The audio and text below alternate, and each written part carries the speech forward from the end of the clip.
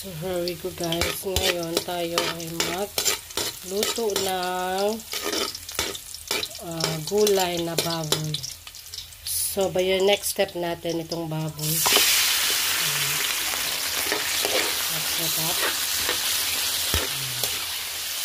Nag-set up lang natin ito guys.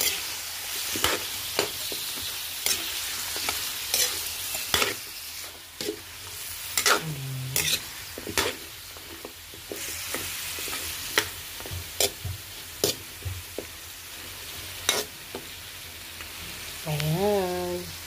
So, ayan. Tatakpan muna natin siya, guys. Ayan muna natin siyang maging brown. So, ayan nga siya, guys. Mag-color brownish na siya. Ayan. Ang sarap naman, guys. Oh. Okay.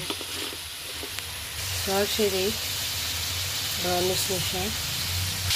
So, ayan, guys. Maglagay ako ng salt. Like that. Malasa-lasa muna siya guys.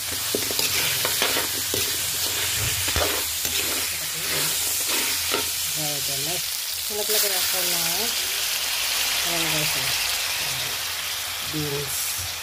Mix it up together. Sarap to guys. Yummy siya.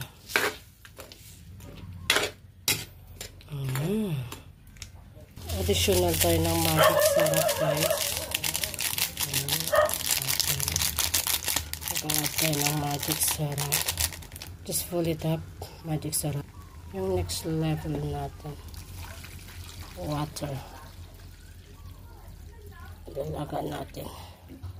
Ayan. Sarap. So here we go guys. Ayan. Kunin na natin. No? Ayan na siya.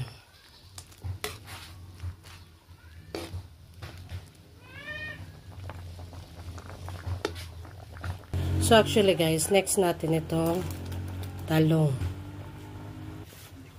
So talong. Ayan guys. So, tinukulan na natin to guys. Ayan. O diba? Simpleng recipe lang siya. May tinola. So here we go guys. It's already done. Look at that. So yummy. Thank you so much for watching.